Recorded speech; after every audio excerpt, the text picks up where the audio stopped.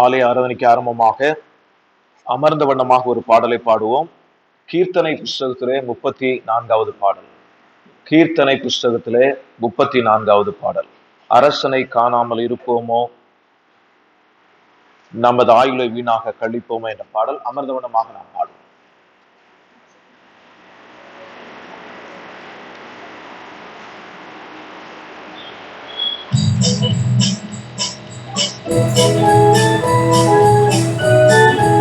Lyric number 34.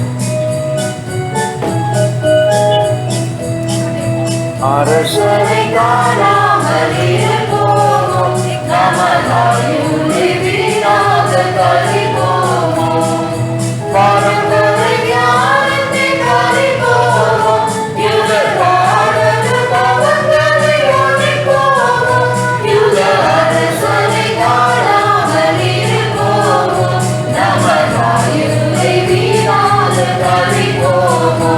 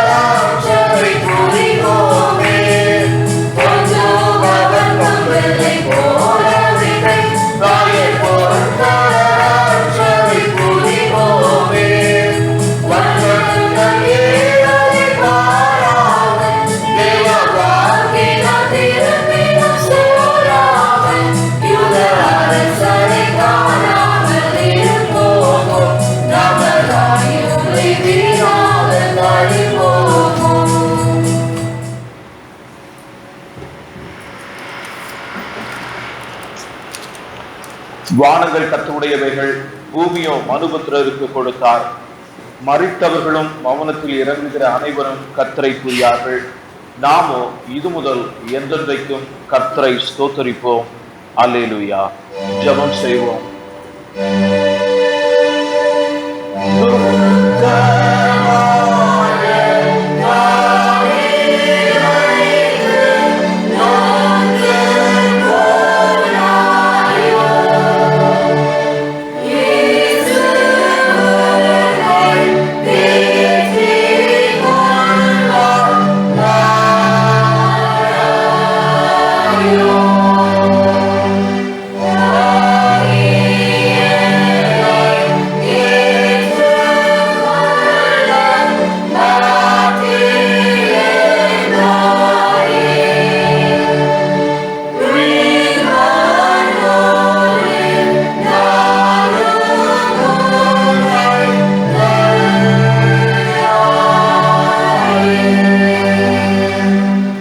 அன்புள்ள ஆண்டவரை துதிக்கிறோம், ஸ்தோத்திரிக்கிறோம். இந்த பரிசுத்த ஓய்வு நாளிலே உம்முடைய சமூகத்திலே நாங்கள் வரும்படியான பாக்கியத்தை எங்களுக்கு தந்திருப்பதற்காக உம்மை நன்றியோடு உம்மை துதிக்கிறோம், உம்மை ஸ்தோத்திரிக்கிறோம்.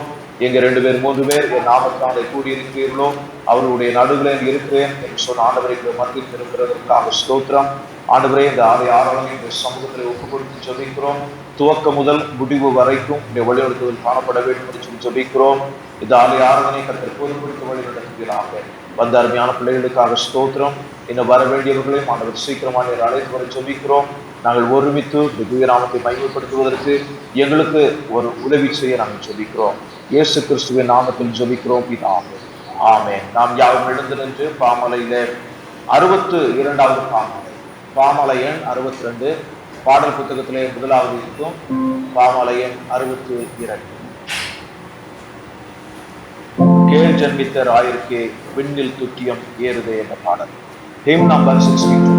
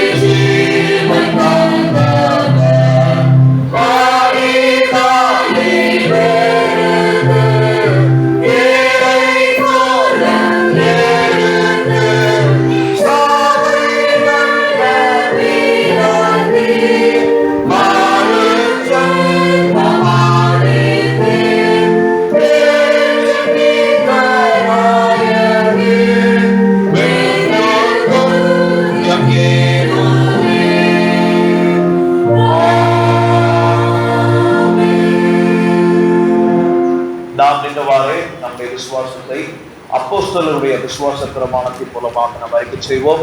யாவரும் சேர்ந்து அப்போஸ்தலருடைய விசுவாச பிரமாணத்தை சொல்லுவோம். வானத்தையும் பூமியையும் படைத்த சர்வவல்லமையுள்ள பிதாவாகிய தேவனை விசுவாசிக்கிறேன். அவருடைய ஒரே குமாரனாகிய நம்முடைய நாதர் இயேசு கிறிஸ்துவை விசுவாசிக்கிறேன். அவர் பரிசுத்த ஆவியினாலே கன்னிமரியாளிடத்தில் உட்புகுந்து பிறந்தார். பொந்திய பிலாத்துவின் காலத்தில் பாடுபட்டு சிலுவையிலிருந்து மரித்து அடக்கம் பண்ணப்பட்டு பாதாளத்தில் இறங்கினார். 3ஆம் நாள் மரித்தோரிலிருந்து எழுந்தருளினார். பரலோகத்துக்கு ஏறி சர்வ வல்லமையுள்ள பிதாவாகிய தேவனுடைய மறுபரிசுத்தத்தை வீற்றிருக்கிறார். அவரிடத்திலிருந்து எல்லோரையும் மரித்தோரையும் நியாயம் தீர்க்க வருவார். பரிசுத்த ஆவியை விசுவாசிக்கிற பொதுவாக இருக்கிற பரிசுத்த சபையும் பரிசுத்தவான்களுடைய ஐக்கியமும் பாவனைக்கும் சரீர உயிர்த்தொடரும் நித்திய ஜீவனம் என்று விசுவாசிக்கிறேன். ஆமென். நாம் மாறி மாறி வாசிக்கத்தக்கதாக தெரிந்து கொள்ளப்பட்ட சங்கீதம் 139, Psalm 139. We are going to read responsibly. சங்கீதம் 139.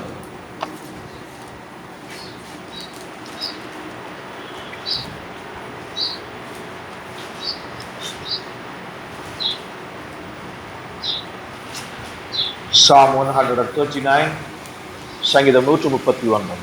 கர்த்தாவே, நீர் என்னை ஆராய்ந்து அறிந்திருக்கிறீர்.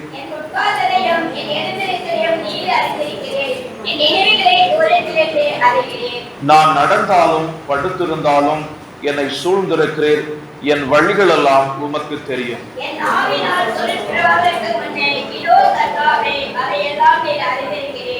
முற்புறத்திலும் பிற்புறத்திலும் நீர் என்னை நெருக்கி உமது கரத்தை என் மேல் வைக்கிறீர். உம்முடைய ஆவிக்கு மறைவாக எங்கே போவேன்? உம்முடைய சமூகத்தை விட்டு எங்கே ஓடுவேன்?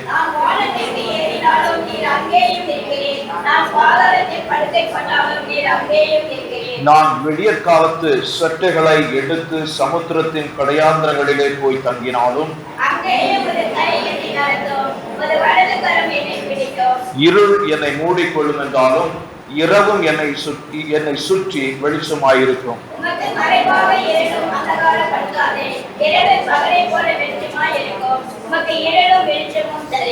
நீர் உள்ளந்துரியங்களை கை கொண்டிருக்கிறீர். என் தாயின் கற்பத்தில் என்னை காப்பாற்றினீர்.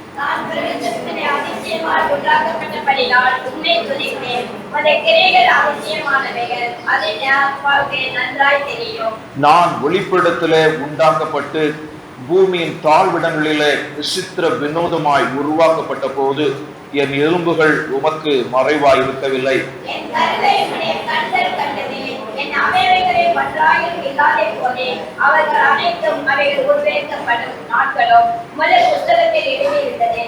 தேவனே, உமது ஆலோசனைகள் எனக்கு எத்தனை அருமையானவைகள்! அவைகளின் தொகை எவ்வளவு அதிகம்!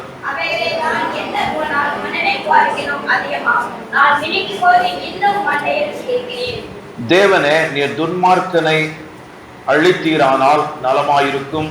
இரத்த பிரியரே, நீங்கள் என்னை விட்டு அகன்று போங்கள்.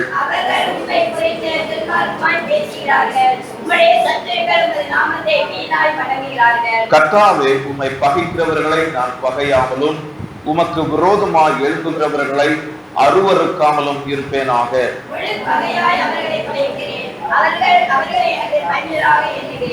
தேவனே, என்னை ஆராய்ந்து என் இருதயத்தை அறிந்து கொள்ளும். என்னை சோதித்து என் சிந்தனைகளை அறிந்து கொள்ளும்.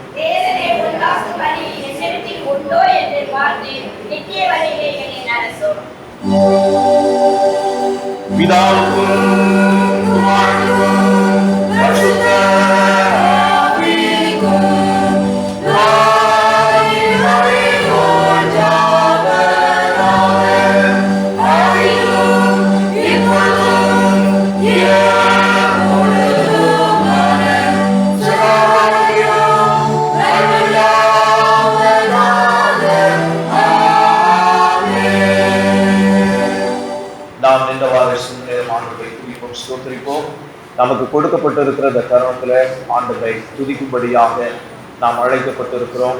நம்முடைய தேவன் சக்தி நிறைந்த சர்வ வல்லவராக இருக்கிறார். ஆகையினாலே அவரை துதிக்க வேண்டும், அவருக்கு ஆராதனை செய்ய வேண்டும். உள்ளத்தின் ஆழத்திலிருந்து இந்த தேவனுக்கு நாம் ஆராதனை செய்வோம். ஆண்டவரின் சர்வ வல்லமை உள்ளவர், உம்மாலை கூடாத காரியம் இந்த உலகத்தில் ஒன்றுமே இல்லை. ஆண்டவரே, நீ சொல்ல ஆண்மை கட்டளை நிற்கும். ஆண்டவரே, நீ வைத்திருக்கிற திட்டத்தை இந்த உலகத்தில் யாரும் ஆண்டவரை சகித்து போட முடியாது, குலைத்து போட முடியாது. ஆண்டவரே, மை துதிக்கிறோம், மை ஸ்தோத்தரிக்கிறோம். ஹல்லேலூயா என்று சொல்லி ஆண்டவருக்கு நேராக நாம் ஆண்டவரை ஆராதித்து நாம் துதிப்போம், ஸ்தோத்தரிப்போம். ஆண்டவரே, ஸ்தோத்திரம் ஆண்டவரை, ஸ்தோத்திரம் ஆண்டவரை. அபிஷேகங்களையும் அற்புதங்களையும் செய்கிற ஆண்டவரை சர்வ வல்லமையுள்ள தேவனை மை துதிக்கிறோம், மை ஸ்தோத்தரிக்கிறோம். மக்கள் முன்பாக மண்டியிட்டு உமக்கு ஆராதனை செய்கிறோம். ஆண்டவரே, ஹல்லேலூயா. ஸ்தோத்திரம் ஆண்டவரே, ஸ்தோத்திர கர்த்தாவே, ஸ்தோத்திரம் ஆண்டவரே. ஹல்லேலூயா. மை துதிக்கிறோம், மை ஸ்தோத்தரிக்கிறோம். ஸ்தோத்திரம் ஆண்டவரே, ஸ்தோத்திர கர்த்தாவே, ஸ்தோத்திரம் ஆண்டவரே. மை துதிக்கிறோம், மை ஸ்தோத்தரிக்கிறோம். ஆண்டவரே தேவனே, மை துதிக்கிறோம், மை ஸ்தோத்தரிக்கிறோம். ஆண்டவரே, நீ சர்வ வல்லமை உள்ளவர். ஆண்டவரே, மை துதிக்கிறோம். நீ செங்கடலை பிளந்த ஆண்டவர். ஆண்டவரே, உமக்கு ஸ்தோத்திரம். மலைகளுக்கு தண்ணியை இஸ்ரவேல் ஜனங்களுக்கு கொடுத்த தேவன், மன்னாவை கொடுத்த தேவன். மை துதிக்கிறோம், ஸ்தோத்தரிக்கிறோம். ஹalleluya. ஸ்தோத்திரம் ஆண்டவரே, ஆராதனை செலுத்துகிறோம் ஆண்டவரே, உமக்கு ஆராதனை செலுத்துகிறோம் ஆண்டவரே, உமக்கு ஆராதனை செலுத்துகிறோம் ஆண்டவரே, ஸ்தோத்தரிக்கிறோம். ஸ்தோத்திரம் ஆண்டவரே, உமக்கு நிகரான இந்த உலகத்தில் கிடையாது ஆண்டவரே. நீர் ஒருவரே தேவன், இந்த உலகத்தில் வேறு யாரும் தேவன் இல்லை ஆண்டவரே. துதிக்கிறோம், ஸ்தோத்தரிக்கிறோம், ஸ்தோத்தரிக்கிறோம் ஆண்டவரே, ஸ்தோத்தரிக்கிறோம் ஆண்டவரே. ஹalleluya. ஸ்தோத்திரம் ஆண்டவரே, ஸ்தோத்திரம் ஆண்டவரே, துதிக்கிறோம், ஸ்தோத்தரிக்கிறோம் ஆண்டவரே. ஹalleluya. ஸ்தோத்திரம், ஸ்தோத்திரம் ஆண்டவரே, ஸ்தோத்திரம் ஆண்டவரே, ஸ்தோத்திரம் ஆண்டவரை குறித்து நம்முடைய கரங்களில் கொடுக்கப்பட்டிருக்கிற பாடல் காலையில முதலாவது பாடலை பாடுவோம். இங்கிலீஷ் 68, இங்கிலீஷ் பாடல் புத்தகத்திலே 68 முதல் கவியை சேர்த்து பாடுவோம்.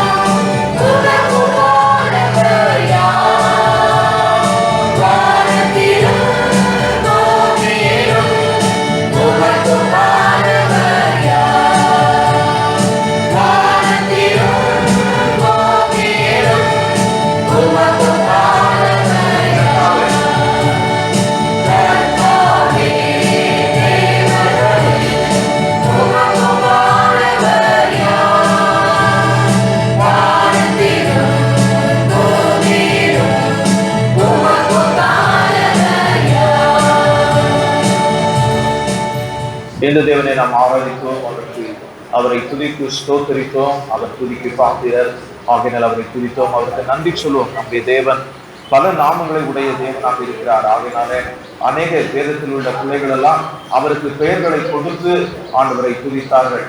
அவருக்கு எல்ரோயே என்று சொல்லி பெயர் கொடுத்தார்கள். விதமாக பலர் அவருக்கு பலருடைய தேவனுடைய பிள்ளைகள் அவருக்கு பெயரை கொடுத்து ஆண்டவருக்கு நன்றி சொன்னார்கள். தேவன் செய்த நன்மைகளை நினைத்து ஆண்டவருக்கு நன்றி சொன்னார்கள். அதனாலே நாம் இந்த நாளில் தேவனுடைய சமூகத்தில் வந்திருக்கும் போது நமக்கு அநேக விதமான நன்மைகளை தேவன் செய்திருக்கிறார். ஆகினாலே அந்த தேவனுக்கு நாம் நன்றி சொல்ல வேண்டும். நமக்கு உண்ண உணவை தருகிறார், உடுக்க உடவை தருகிறார், தங்குவதற்கு இடத்தை தருகிறார், போக்கிலும் வரத்திலும் நம்மோடு கூட இருந்து நம்மை காப்பாற்றுகிற தேவனாக இருக்கிறார். நம்முடைய மருத்துவராக இருந்து நம்மை வழிநடத்துகிறார். விதமாக தேவன் நம்மை வழிநடத்துகிற ஒரு தேவனாக இருக்கிறார். ஆகினாலே அவருக்கு நன்றி சொல்ல வேண்டும். உள்ளத்தின் ஆழத்திலிருந்து இந்த தேவனுக்கு நாம் நன்றி சொல்லுவோம். ஆண்டவரே உமக்கு ஸ்தோத்திரம் அப்பா, ஸ்தோத்திரம் ஆண்டவரே. ஹல்லேலூயா, உம்மை துதிக்கிறோம், உம்மை ஸ்தோத்திரிக்கிறோம். ஸ்தோத்திரம் ஆண்டவரே, ஸ்தோத்திரத்தாவே, ஸ்தோத்திரம் ஆண்டவரே. ஹல்லேலூயா, உம்மை துதிக்கிறோம், உம்மை ஸ்தோத்திரிக்கிறோம். ஸ்தோத்திரம் ஆண்டவரே, ஸ்தோத்திரத்தாவே, ஸ்தோத்திரம் ஆண்டவரே. ஹல்லேலூயா, உம்மை துதிக்கிறோம், உம்மை ஸ்தோத்திரிக்கிறோம். ஸ்தோத்திரம் ஆண்டவரே, ஸ்தோத்திரத்தாவே, ஸ்தோத்திரம் ஆண்டவரே. மொத்த நன்றி அப்பா, உம்மை துதிக்கிறோம், உம்மை ஸ்தோத்திரிக்கிறோம். ஆண்டவரே எங்களை காண்கிற தேவன், ஆண்டவரே எங்களுக்கு மிகவும் ஈரையாக இருந்து உதவி செய்கிற தேவன், எல்லாவற்றையும் சந்திக்கிற தேவன், ஆண்டவரே மிகவும் ருசியாக இருந்து எங்களுக்கு வெற்றி தருகிற தேவன், உம்மை துதிக்கிறோம், உமக்கு நன்றி சொல்லுகிறோம். ஆண்டவரே நன்றி அப்பா, துதிக்கிறோம், ஸ்தோத்தரிக்கிறோம். ஸ்தோத்திரம் ஆண்டவரே, ஸ்தோத்திர கர்த்தாவே. ஹalleluya, ஸ்தோத்திரம் ஆண்டவரே, ஸ்தோத்திர கர்த்தாவே. துதிக்கிறோம், உமக்கு நன்றி சொல்லுகிறோம் ஆண்டவரே, உமக்கு நன்றி சொல்லுகிறோம் ஆண்டவரே, நன்றி சொல்லுகிறோம் ஆண்டவரே. நன்றி அப்பா, நன்றி ஆண்டவரே. நன்றியோடு துதிக்கிறோம், ஸ்தோத்திரிக்கிறோம். ஆண்டவரே, நீர் எங்களுடைய சமாதானமாக இருக்கிறேன். ஆண்டவரே, உமக்கு ஸ்தோத்திரம் அப்பா. ஆண்டவரே, உமக்கு ஸ்தோத்திரம். நோய்களை குணமாக்குகிற தேவனாக இருக்கிறேன். உமக்கு ஸ்தோத்திரம், ஸ்தோத்திரம் ஆண்டவரே. நன்றி சொல்லுகிறோம், நன்றி சொல்லுகிறோம், நன்றி சொல்லுகிறோம், நன்றி சொல்லுகிறோம் ஆண்டவரே. ஆண்டவருக்கு நன்றி சொல்லி அடுத்த பாடலை பாடுவோம். யெகோவா தேவனுக்கு 1000 நாமங்கள் என்ற பாடல், இங்கிலீஷ் 67. அதில் எல்ரோய்க்கு நீரே என்ற கவியை நாம் சேர்த்து பாடுவோம்.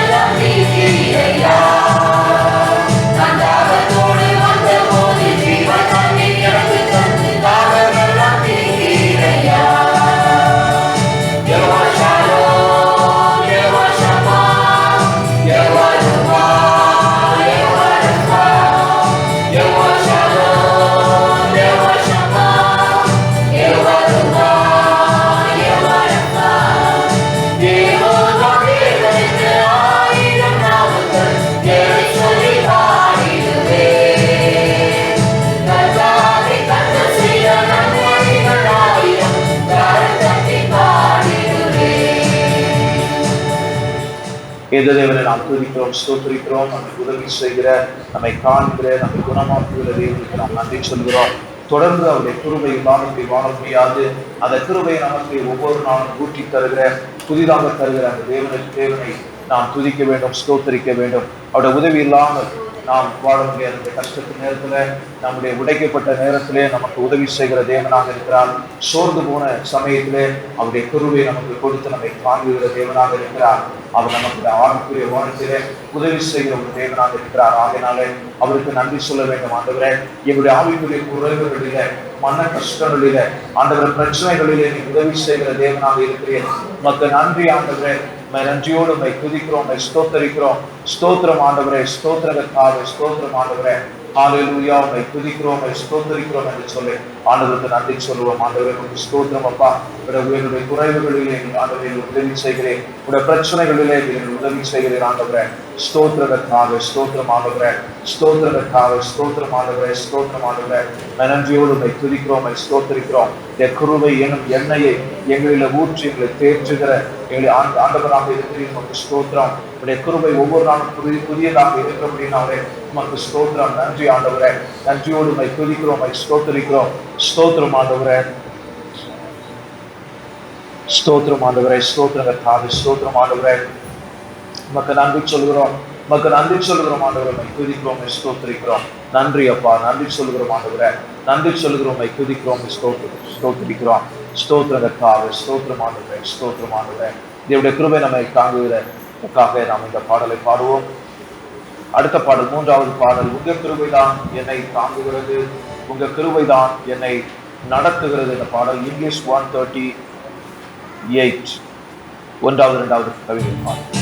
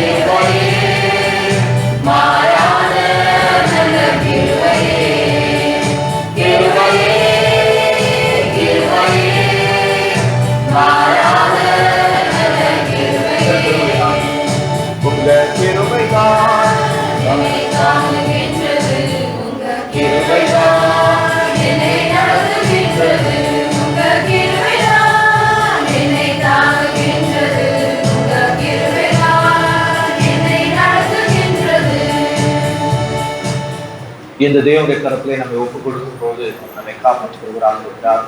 எத்தனை கஷ்டங்கள் வந்தாலும் பிரச்சனைகள் வந்தாலும் தொடர்ந்து நம்மை வழிநடத்துவதற்கு அவர் நம்மை காக்கிறவராக இருக்கிறார். நம்ம அவரை நம்ப வேண்டும்.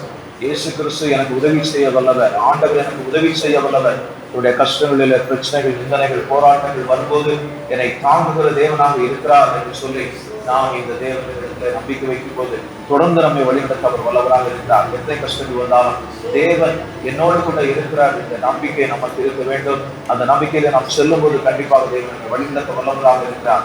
ஆகினாலே அத்திமலம் துளி விடாமல் போன போதிலும் ஆட்டு மந்தை முதலற்று போனாலும் கர்த்தருக்கு காத்திருப்போர் ஒரு நாளும் வெட்கப்பட்டு போவதில்லை. ஆகினாலே தேவனுடைய சமூகத்திலே நாம் இருக்கிற நாம் தேவனை நம்பி தேவனிடத்தில் விசுவாசம் வைத்து அவருடைய வாக்குத்தத்தங்களை நம்பி நாம் வாழ்வோம் தான் கண்டிப்பாக நாம் மேலோக்கி செல்ல முடியும். ஆவிக்குரிய வாழ்க்கையிலும் சரி, சரீர வாழ்க்கையிலும் சரி, உலக வாழ்க்கையிலும் சரி நாம் மேலோக்கி செல்ல முடியும். அதனால தேவனுடைய சமூகத்திலே வந்திருக்கிற நாம் தேவனிடத்தில் சொல்லுவோம், ஆண்டவரை அதிகமாக நம்ம உதவி செய்யும். நம்பிக்கைக்கு விரோதமாக வருகிற எல்லா விதமான சூழ்நிலைகளையும் ஆண்டவரை நான் வெறுத்து போட உதவி செய்யும், ஒதுக்கி போட எனக்கு உதவி செய்யும். இந்த குருவைகளை தாங்கிறது எனக்கு தெரியும். ஆண்டவரே எனக்கு உதவி செய்கிறது எனக்கு தெரியும். எனக்காக எதிராக பெருமச்சோடு வேண்டுதல் செய்கிறது என்பது எனக்கு தெரியும். ஆண்டவர் உண்மை நம்புவதற்கு எனக்கு உதவி செய்யும் என்று சொல்லி ஆண்டவருக்கு கேட்போம். ஆண்டவரே உண்மை நம்புவதற்கு எங்களுக்கு உதவி செய்யும் அப்பா. ஆண்டவர் உண்மை நம்புவதற்கு எங்களுக்கு உதவி செய்யும் ஆண்டவரே. உம்மிடத்தில் அதிகமாக சேர்வதற்கு எங்களுக்கு உதவி செய்யும் ஆண்டவரே. அப்போ ஸ்தோத்திரம் அப்பா, ஸ்தோத்திரம் ஆண்டவரே. எங்களுக்கு உதவி செய்யும் ஆண்டவரே.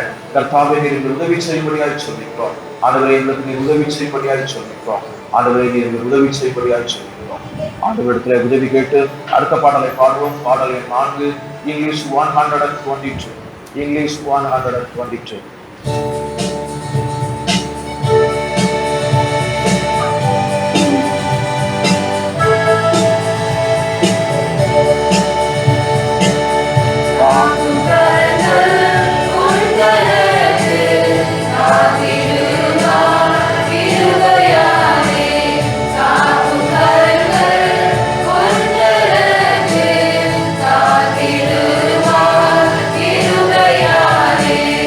ஆ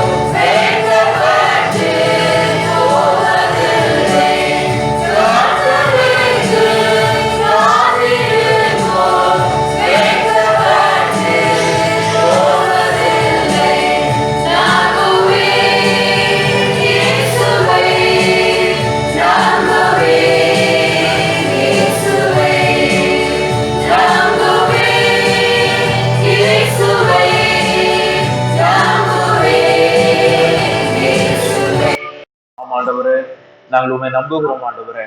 உண்மை நம்புகிறோம் ஆண்டவரே. எல்லா தேவைகளுக்கும், ஆவிக்குரிய தேவைகளுக்கும், சரீர உலக பிரகாரமான தேவைகளுக்கும் நாங்கள் உண்மை நம்புகிறோம் ஆண்டவரே. எங்களுக்கு நீர் உதவி செய்யும் ஆண்டவரே. தொடர்ந்து எங்களுடைய பாவங்கள், குற்றங்கள், குறைகள் இருக்கும் என்றால் எங்களை நீ தயவாக மன்னிக்க வேண்டும் என்று சொல்லி சொல்லிக்கிறோம். தூய ரத்தத்தினாலே என்னை கழுவி சுத்தப்படுத்தும். மேலாக ஆண்டவரே, இந்த ஆண்டவரே இந்த வாரத்திலே பயணப்பட்டு போன பிள்ளைகளுக்கு நீ பயண கிருபைகளை நீ தந்ததற்காய் ஸ்தோத்திரம். பயணப்பட்டு வருகிற பிள்ளைகளுக்கும் நீ பயண கிருபைகளை நீ தரும்படியாக நாங்கள் ஜெபிக்கிறோம். திருச்சபையில வேலை செய்கிற, வியாபாரம் பண்ணுகிற, தொழில்களை செய்கிற ஆண்டவர் விதமாக தகப்பனே, இன்னும் வாகனங்களை வைத்து ஓட்டுகிற ஆண்டவர் விதமாக தொழிற்சாலைகளில் வேலை செய்கிற ஒவ்வொரு பிள்ளைகளையும் இந்த பாதத்திலே ஒப்பு கொடுத்து ஜெபிக்கிறோம். அவர்களுக்கு நல்ல வருமானங்கள் கிடைப்பதற்கு உதவி செய்யும் ஆண்டு. இந்த காலகட்டத்தில இந்த கொரோனா தொற்றுவினால கஷ்டப்பட்டு கொண்டிருப்பது நமக்கு தெரியும் ஆண்டவரே. எத்தனையோ வியாபாரங்கள் பாதிக்கப்பட்டிருப்பது நமக்கு தெரியும் ஆண்டவரே. அதன் மத்தியிலும் எங்களுடைய பிள்ளைகளை நீர் ஆசீர்வதிக்க உங்களுடைய பாதத்துல கெஞ்சுகிறோம். நீர் பொறுப்பெடுத்து நீர் வழி நடத்துவீராக. வியாதியோடு கூட ஆண்டவரை, பிரச்சனையோடு கூட, கஷ்டத்தோடு கூட இந்த இடத்துல அமர்ந்து ஆண்டவர் எனக்கு ஒரு விடுதலை கிடைக்காதா என்று சொல்லி யோசித்துக் கொண்டிருக்கிற ஆண்டவர், ஜெபித்துக் கொண்டிருக்கிற ஒவ்வொரு பிள்ளைகளுக்காக நான் ஜெபிக்கிறேன். அவருடைய பிள்ளைகளுடைய ரட்சிப்புக்காக ஜெபித்துக் கொண்டிருக்கிற ஒவ்வொரு பிள்ளைகளுக்காக நான் ஜெபிக்கிறேன் ஆண்டவரே. இன்னுமாக தங்களுக்கு தெரிந்தவர்களுடைய ஆண்டவரே சுகவீனத்திற்காக ஜெபித்துக் கொண்டிருக்கிற பிள்ளைகளுக்காக நாங்கள் ஜெபிக்கிறோம் ஆண்டவர். அவர்களுக்கெல்லாம் உதவி செய்யும் ஆண்டவர். டாக்டருடைய மனைவிக்காக நாங்கள் ஜெபிக்கிறோம். நீர்தாமே கிருபையாக இறங்கி தொடர்ந்து பதில் கொடுக்கும்படியாக நாங்கள் ஜெபிக்கிறோம் ஆண்டவரே. ஆண்டவரே உதவி செய்யும் ஆண்டவரே. இன்னுமாக மனுவேலுக்காக நாங்கள் ஜெபிக்கிறோம் ஆண்டவரே. அவர்கள் ஊர்ல இருந்து ட்ரீட்மெண்ட் எடுக்கும் போது வேண்டிய கிருபைகளை தாரும் ஆண்டவரே. அவர்களுக்கு இருக்கிற தைராய்டு முழுவதுமாக மாறி போக நாங்கள் ஜெபிக்கிறோம் ஆண்டவரை. முற்றிலுமாக குணமடைய நாங்கள் ஜெபிக்கிறோம். சமூகத்துல ஒப்பு கொடுக்கிறோம் ஆண்டவரே. தொடர்ந்து ஆண்டவர் ஆலய ஆராதனைக்கு வந்திருக்கிற ஒவ்வொருவரையும் பாதத்துல ஒப்பு கொடுத்து ஜெபிக்கிறோம். ஒவ்வொருவரையும் தனிப்பட்ட முறையில் ஆசீர்வதியும் ஆண்டவர். இந்த நாளில இந்த தேவனுடைய நாள் ஆண்டவர் என்ற ஓய்வு நாள் என்று சொல்லி தேவனுடைய சமூகத்துல வந்திருக்கிற ஒவ்வொரு பிள்ளைகளையும் நீர் ஆசீர்வதிக்க வேண்டும் என்று பாதத்துல கெஞ்சுகிறேன். அவ்விதமாக செய்கிறதுக்காக ஸ்தோத்திரம். தொடர்ந்து கேட்கப்படுற செய்தியின் மூலமாக எங்களோடு கூட பேசுகிற அடியானை மறைத்து நீர் வெளிப்படும்படியா நாங்கள் ஜெபிக்கிறோம். சமூகத்தில் எங்களை தாழ்த்தி ஒப்பு கொடுக்கிறோம். நன்றி அப்பா. உம்மை துதிக்கிறோம், ஸ்தோத்திரிக்கிறோம். எல்லாவற்றையும் இயேசுவின் நாமத்தில் ஜெபிக்கிறோம் பிதாவே, ஆமென். பரமண்டலங்களில் இருக்கிற எங்கள் பிதாவே, நாமம் பரிசுத்தப்படுவதாக, ராஜ்யம் வருவதாக, சித்தம் பரமண்டலத்திலே செய்யப்படுவது போல உங்களையும் செய்யப்படுவதாக. எங்களுக்கு விரோதமாய் குற்றங்களை நாங்கள் மன்னிக்கிறது போல எங்கள் குற்றங்களை மன்னியும். எங்களை சோதனைக்கு உட்படாமல் தீமை தெரிவித்தலும் ராஜ்யமும் வல்லமையும் மகிமையும். தயவுசெய்து அமருங்கள். இந்த நாளிலே திருச்சபைக்கு வந்திருக்கிற யாவரையும் இயேசுவின் இணையற்ற நாமத்தினாலே நான் வாழ்த்தி வரவேற்கிறேன். இதனாலே நம்முடைய மத்தியிலே செய்து கொடுப்பதற்காக மிஸ்டர் விமலன் இருக்கிறார்கள். அவர்களை நான் கேட்டுக்கொண்டேன். அவர்கள் இந்த நாளில செய்தி கொடுப்பதற்காக நம்முடைய மத்தியில் இருக்கிறார். அவர்களை இயேசுவின் நாமத்தினாலே வாழ்த்தி வரவேற்கிறேன். திருச்சபைக்கு அறிவிக்க வேண்டிய அறிவிப்புகள். வருகிற 31ஆம் தேதி இரவு 11 மணி ஆராதனையில நாம் ஒவ்வொரு வருடமும் ஒவ்வொரு குடும்பமாக முன் அழைத்து அவர்களுக்காக ஜெபிப்பது வழக்கம்.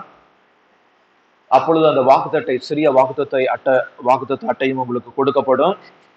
நீங்கள் ஒவ்வொரு குடும்பமாக முன்னதாக வரும்போது நான் போதகர உங்களுக்காக ஜெபிப்பார்.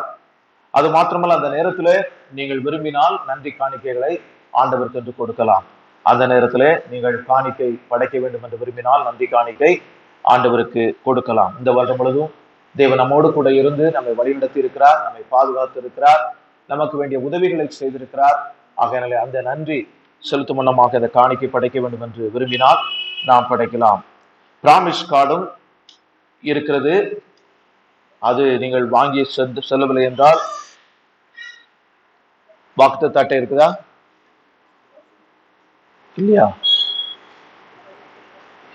நண்பர் சுவிசேஷ ஜெபக்குழுவினுடைய கேலண்டர்ஸ் இருக்கிறது. அதை எஸ்தர் இடத்துல வாங்கிக் கொள்ளும்படியாக உங்களை அன்போடு கூட கேட்கிறேன். 3வது ஞாயிற்றுக்கிழமை ஜனவரி மாதம் சாட்சியின் ஞாயிறாக அனுசரிக்கப்படும். சாட்சியின் ஞாயிறாக அனுசரிக்கப்படும்.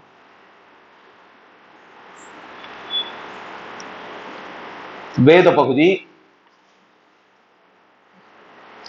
லூக்கா 2வது அதிகாரம் 25 முதல் 35 வசனங்கள்.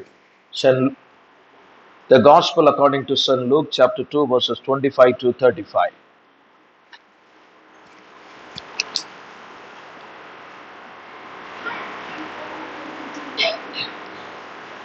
இப்பொழுது நம்முடைய மத்தியில் இருக்கிற மிஸ்டர் விமலன் அவர்கள் தேவனுடைய செய்தியை கொடுப்பார்கள். ஜெபம் செய்வோம். பிதாவாகிய தேவனே, உமக்கு தோத்திரம். எங்களுக்காக பரிந்து பேசும் எங்கள் ஆண்டவராகிய இயேசு கிறிஸ்துவே, எங்களுக்கு மகிழ்ச்சி தரும் தெய்வமே, உமக்கு தோத்திரம். எங்களை ஆவியை உயிர்ப்பிக்கும் பரிசுத்த ஆவியானவரே, திவ்ய தேற்றவாளனே, உமக்கு தோத்திரம். திரியேக தேவனே, உமக்கு தோத்திரம். அப்பா, இதோ அந்த காலை நேரத்திலே கர்த்தாவே, வாரத்தின் முதல் நாளிலே உமது ஆலயத்திலே ஒரு குடும்பமாக கூடி உம்மை குறித்து நாங்கள் பாடவும் ஒரு வசனத்தை கேட்கவும் இங்கே வந்திருக்கிறோம் கர்த்தாவே. அப்பா, நீர் பேசும். அப்பா, நீர் பேசும், நாங்கள் கேட்கிறோம் கர்த்தாவே. எல்லாவற்றையும் பார்த்து ஒப்பு ஜெபிக்கிறேன் கர்த்தா. துதிகார மகிமை என்னை நாம ஜெபிக்கிறோம் பலபிதாவே. ஆமென். Good morning. எப்படி இருக்கீங்க? ரொம்ப நாள் ஆச்சு பார்த்தல. ஆமா, ஒரு வருஷம் ஆக போகுது. ஸோ தேவனுடைய பெரிதான கிருபை, எல்லாருமே திருப்பி சர்ச்சுக்கு வர்றோம், ஒருத்தர் பார்க்குறோம். கிட்டத்தட்ட ஒரு 6-7 மாசம் நம்ம யாரையும் பார்க்க முடியாம, ஒரு ஆறுதலான ஒரு வார்த்தை கேட்க முடியாம, என்ன எங்க நடக்குமோ எப்படி நடக்குமோன்னு ஒரு பயத்துல இருந்தோம். பட் தேவன் நம்மளுடைய ஜபத்தெல்லாம் கேட்டு ஆலயத்தை திறக்கும்படி ஒரு கிருபையை நமக்கு தந்திருக்காங்க. ஸோ அதனால் தேவனுக்கு தோத்திரம். ஸோ இந்த நாள்லையும் தேவனுடைய வார்த்தையை கூற தேவனுடைய கருத்தை செய்த தருணத்திற்காக நன்றி.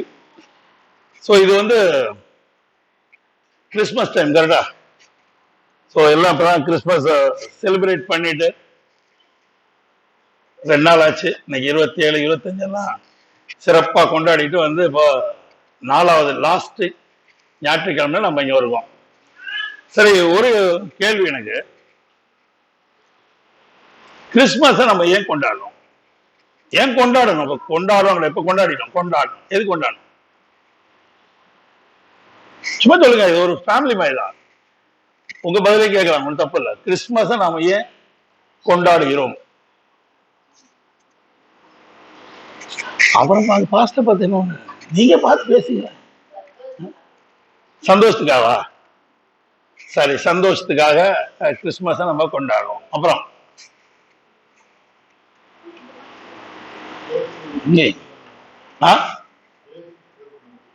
இயேசு கிறிஸ்துவின் பிறந்த நாள். சரி, இயேசு கிறிஸ்துவின் பிறந்த நாள் நம்ம சந்தோஷத்துக்காக கொண்டாடுறோம். கரெக்டு. சரி, என்னோட இன்னொரு கேள்வி என்னன்னா,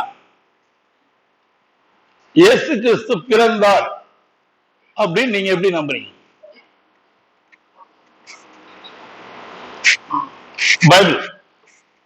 பைபிள் சொல்லுது இயேசு கிறிஸ்து பிறந்தார். ஏன்னா எது மாறினாலும் பைபிள் மாற போறதே கிடையாது. சரியா?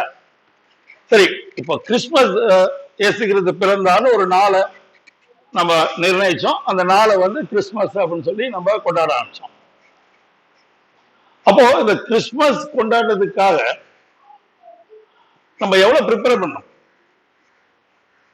ஒரு மாசத்துக்கு முன்னாடி போய் ட்ரெஸ் எடுக்கணும், குடும்பம் எல்லாத்தையும் ட்ரெஸ் எடுக்கணும். அப்புறம் ஒரு வாரத்துக்கு முன்னாடி எதையாச்சும் பலகாரம் வருதோ வரலையோ செஞ்சு ட்ரை பண்ணுவோம். இந்த நேரத்துலலாம் வேற வழி இல்லாம யாரு கொடுத்தா வாங்கி சாப்பிட்டு தான் போவாங்க, வேணான்னு சொல்ல மாட்டாங்க. இது இந்த நேரத்துல தான் எல்லாரும் தாக்க முடியும்ட்டு ஒரு வாரத்துக்கு முன்னாடியே பிளான் பண்ணி அது பண்றோம் இது பண்றோம்ட்டு சாப்பிட முடியுதோ இல்லையோ ஸ்வீட்னு சொல்லி 4 பேர் கொடுத்து முடிச்சிடறோம் நம்ம. ஓகே, அப்புறமா என்ன கிஃப்ட் வாங்கலாம், கிறிஸ்துமஸ்னா ஏதாச்சும் புதுசா எது வாங்கணும், இதெல்லாம் பிளான் பண்றோம். கரெக்டா? இப்போ நாமளே சில பேர் 6 மாசம் முன்னாடி பிளான் பண்ணோம்னா, கிறிஸ்துமஸுக்கு நான் அதை வாங்க போறேன், கிறிஸ்துமஸுக்கு இந்த மாதிரி ட்ரெஸ் வாங்கணும், எனக்கு இந்த மாதிரி சாரி, இந்த மாதிரி சால் எனக்கு இருக்கணும் சொல்லிட்டு எல்லாரும் ஒரு பிளான் பண்ணுவாங்க. அதாவது கிறிஸ்து பிறந்த பண்டிகை நாளை செலிப்ரேட் பண்ண நம்ம ஒவ்வொரு வருஷமும் பிளான் பண்றோம் அப்படின்னா, இன்னொரு காரியத்தை நம்ம நினைக்கணும். கிறிஸ்து 2050 வருஷம் முன்னாடி வந்துட்டாங்க. இந்த பண்டிகை எதுக்கு கொண்டாடுறோம்னா, அவர் திருப்பி வரப்போறாருங்க ஞாபகப்படுத்த அந்த பண்டிகை நம்ம கொண்டாடுறோம். அதுலயும் பைபிள் நம்ம கத்துக்கிட்டோம்.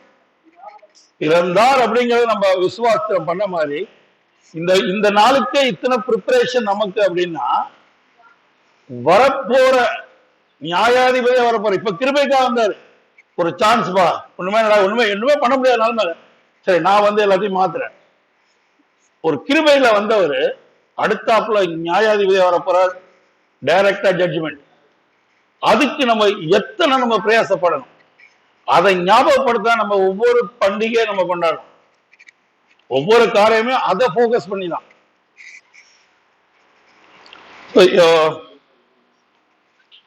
அதாவது இப்ப நீங்க போயிட்டு ஒரு வாஷிங் மிஷின், ஒரு ரெஃப்ரிஜிரேட்டர் இதெல்லாம் வாங்குனீங்கன்னா அங்க வந்து ஒரு மேனுவல், ஒரு புக்கு கொடுப்பாங்க, how to use the fridge, இந்த இதை எப்படி யூஸ் பண்ணணும், இந்த வாஷிங் மிஷினை எப்படி யூஸ் பண்ணணும்னு சொல்லிட்டு ஒரு புக்கு கொடுப்பாங்க.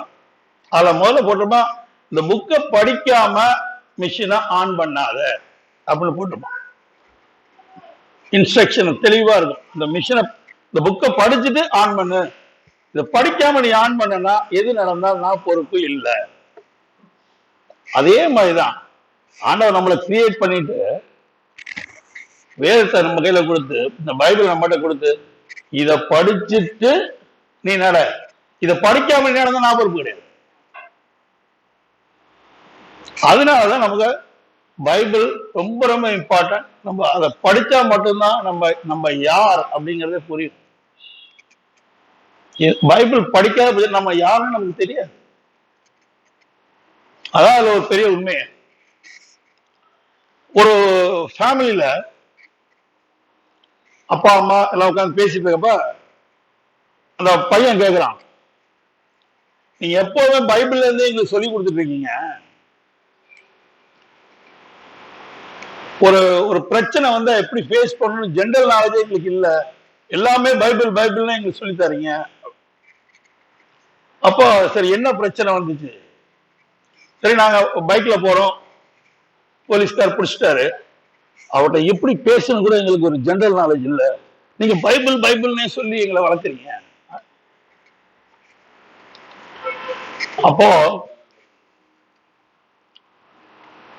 அப்ப அந்த பையனோட அப்பா ஒண்ணு சொன்னார், இப்போ உனக்கு பைபிள்ல போலீஸ்கார பத்தி போட்டிருக்கா இல்லையா, உனக்கு தெரியுமா? பைபிள் எப்படி போலீஸ்கார பத்தி போட்டிருக்கோம்? பைபிள்ல போலீஸ்கார பத்தி போடல, போலீஸ்கார பத்தி போட்டிருக்கு பைபிள்ல. ரோமர் 13ஆம் அதிகாரம் 4ஆம் வசனம்.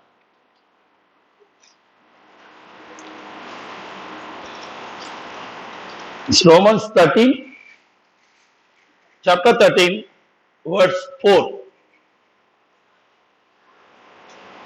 உனக்கு நன்மை உண்டாகும் பொருட்டு அவன் தேவ ஊழியக்காரனாய் இருக்கிறான். நீ தீமை செய்தால் பயந்திரு. பட்டயத்தை அவன் மிருதுவாக பிடித்திருக்கவில்லை. தீமை செய்கிறவன் மேல் கோபாக்கினி வரும்படி அவன் நீதியை செலுத்துகிற தேவ ஊழியக்காரனாய் இருக்கிறான். இப்போ பைபிள்ல போலீஸ்காரர் என்ன பண்றது? தேவ ஊழியக்காரர். அத அந்த ஃபாதர் வந்து அந்த பையனுக்கு எக்ஸ்பிளைன் பண்ணவன அதுக்கப்புறம் பேசவே இல்லை. எல்லாமே பைபிள்ல இருக்காங்கிறத அப்பதான் புரியாது. நம்ம வந்து போலீஸ்கார கண்டா பயந்து ஓடுறோம், ஏன்னா ஐயோ நம்ம தப்பு பண்ணிட்டோமா? இல்ல, தப்பு பண்ணா பயந்து ஓடணும். தப்பு பண்ணணும் நீ பயப்பட வேண்டாம். ஏன்னா நீ தப்பு பண்ணிட கூடாதுன்னா ஆண்டவர் ஒரு ஊழியக்கார மாதிரி போலீஸ்காரங்க வச்சிருக்காங்க. இது எவ்வளவு பெரிய உண்மை பாருங்க. எத்தனை பேர் ஒரு வெளிப்பாடு அழகா ஆண்டவர் ஒவ்வொரு காரியத்தையும், அதாவது பைபிள்ல இல்லாத ஒரு காரியம் இல்லை. அதனாலதான் பைபிளை முக்கியம் படிக்கணும். ஒரு செய்திக்கு போது மாதிரி சில காரியங்கள் சொல்லிடுறேன். பைபிளோட இம்பார்ட்டன்ஸ்க்காக பேசிட்டு இருக்கேன். ஃபர்ஸ்ட் சீக்கிரம் முடிச்சிடறேன். அதாவது ஒரு தமிழ்நாட்டில் ஒருத்தர் இருந்தாரு. அவருக்கு 5 பிள்ளைங்க. அவர் வந்து கிறிஸ்துவ மார்க்கம் இல்லாம இந்து மார்க்கத்துல இருந்தாரு. அவருக்கு ஒரு பிரச்சனை. ஒரு மாதிரி ஒரு உடம்புல ஏதாச்சும் ஒண்ணு வந்துட்டே இருக்கும். அவரால் வேலை செய்ய முடியாது, ஒண்ணும் பண்ண முடியாது. அவர் வந்து ஒரு ஊழியக்காரரை கூட்டிட்டு வராங்க. அந்த ஊழியக்காரர் வந்து அவர்கிட்ட ஜெபம்லாம் பண்ணவே இல்லை. பைபிள் வசனத்தை எடுத்து அவர் பேச ஆரம்பிக்கிறப்ப அந்த மனுஷன் ஹீல் ஆயிட்டார். ஹீல் ஆனா நேரா வந்தாரு. சாரி, அவருக்கு வந்து இருந்தது ஒரு கட்டி, பெரிய கட்டி. இந்த இந்த இடத்துல ஒரு பெரிய கட்டி. அவரால் திரும்ப முடியாது, ஒண்ணும் பண்ண முடியாது. இவ்வளவு பெரிய கட்டி இருந்தது. இவர் ப்ரீச் பண்ண ஆட்டோமேட்டிக்கா அந்த கட்டி கரைஞ்சிருச்சு. அவர் வந்து சாட்சிக்குன்னு கூப்பிடுறப்போ அவர் உடனே வந்து இப்படி ஆச்சு சொல்லிட்டு போனவர். அதுக்கு பிறகு வேலைக்கு போல. யாரை பார்த்தாலும் ஆண்டவர் பத்தி தான் பேசு. பாருங்க, ஏசு எனக்கு இப்படி பண்ணாரு, ஏசு எனக்கு இப்படி பண்ணாரு, எல்லாத்தையும். அதுக்கப்புறம் பாத்தீங்கன்னா 8 மணி நேரம் பைபிள். காலையில உட்கார்ந்தாருன்னா சாயந்தரம் வரைக்கும் பைபிள் பைபிள் பைபிள். அந்த மீட்டிங் அழைச்சி பண்ண ஃபாஸ்ட் எல்லாம் 5 பிள்ளைங்க. இவர் தான் பார்க்கணும். ஆனா இவர் பைபிள் உட்காந்துருக்காரு. அந்த பாஸ்டர் போயிட்டு அந்த ஊழியக்காரரை கூப்பிட்டு, ஐயா நீங்க இப்படி நீங்க இது பண்ணீங்க, அவர் ஹீல் ஆயிட்டாரு, வேலைக்கு போக மாட்டாரு, பைபிளையே படிச்சுட்டு இருக்காரு, ஏதாச்சும் பண்ணுங்க.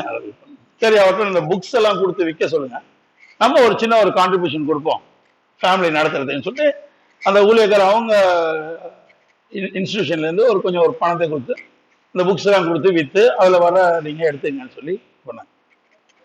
இந்த 8 மணி நேரம் அவர் பைபிள் படிக்க படிக்க அவருக்குள்ள ஒரு மாற்றம் எப்படி வந்துச்சுன்னா, அந்த வசனம் உள்ள போக போக அவர் முன்னாடி யார் வந்து நின்னாலும் அவரோட பேரு, பிறந்த தேதி ஃபுல்லா இது நடந்துச்சு, இது நடக்க போது மொத்தமா சொல்லுவார். அந்த வேற ஒண்ணுமே பண்ணாரு. இன்னைக்கும் அவர் வந்து 8 மணி நேரம் பைபிள் தான். யார வேணாலும் போய் நிறுத்துங்க, உங்க அப்பா பேர் எது, உங்க அம்மா பேர் எது, நீ பிறந்த தேதி எது, உன் பேர் எது, முதல்ல வீட்டுல கூப்பிடுற பேர் எது, வெளியே கூப்பிடுற பேர், அவ்வளோ அழகா எல்லாத்தையும் அந்த மாதிரி ஒரு கிருபையை கொடுத்த. நம்ம அடுத்தவங்களை பத்தி தெரிஞ்சுக்க வேண்டாம். இந்த பைபிள் படிக்கிறப்ப நம்மளை பத்தி தெரிஞ்சாலே போதும், நமக்கு அதுல பாதி விஷயம் வெளியே வந்துடும் நமக்கு. ஓகே, இன்னைக்கு நம்ம லூக்கா 2ஆம் அதிகாரம் 25ஆம் வசனத்துல பரிசுத்த ஆவியானவர் நமக்கு ஒரு மனிதரை அறிமுகப்படுத்துகிறார். அவர் பேரு வந்து சிமியோன். சிமியோன் ஒரு வயசான ஒரு சிமியோன் தாத்தான்னு சொல்லுவாங்க. அப்ப நமக்கு ஈஸியா அண்டர்ஸ்டாண்ட் பண்ணும். ஒரு சிமியோன் தாத்தா ஒருத்தர் இருக்கார். அவரோட கேரக்டர், அவரை பத்தி என்ன சொல்லியிருக்கு பாத்தீங்கன்னா, அவர் எருசலேம்ல இருக்க ஒரு மனிதர்.